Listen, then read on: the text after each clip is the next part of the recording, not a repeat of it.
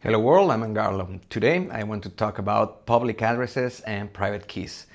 Maybe you have heard that term around the blockchain space, the Web3 space, but in practical terms I want you to understand that these terms are the equivalent of usernames and passwords, or account names and passwords in banks, in other companies that you interact with.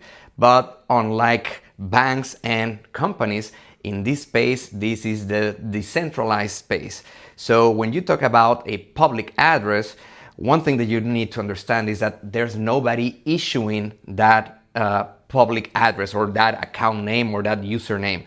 It's a string essentially that is derived from the private key. The private key is, in this case, the thing that unlocks the access to the public address. So think about it like, in this case, the key is creating the lock and not the other way around. And in this case, if you lose the key, you're fucked, and there is no locksmith that will be able to crack the access for that lock again. So you need to understand that that pairing of public address and private key is the thing that locks and unlocks the access to your Bitcoin in this case, or crypto in general.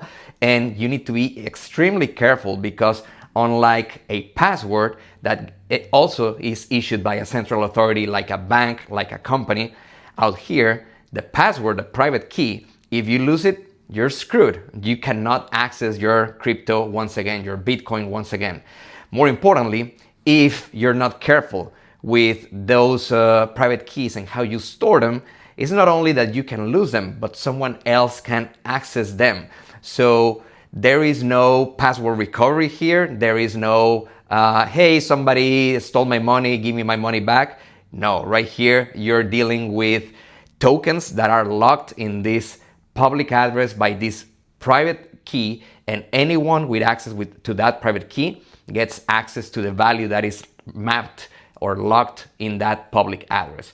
So you need to be careful on not storing your keys in any cloud service, in any computer that may be shared with others, in any computer that may have spyware.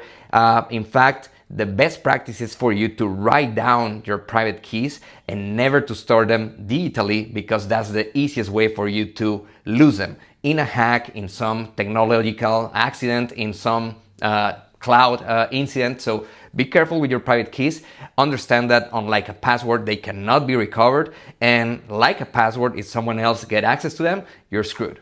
Follow me for more.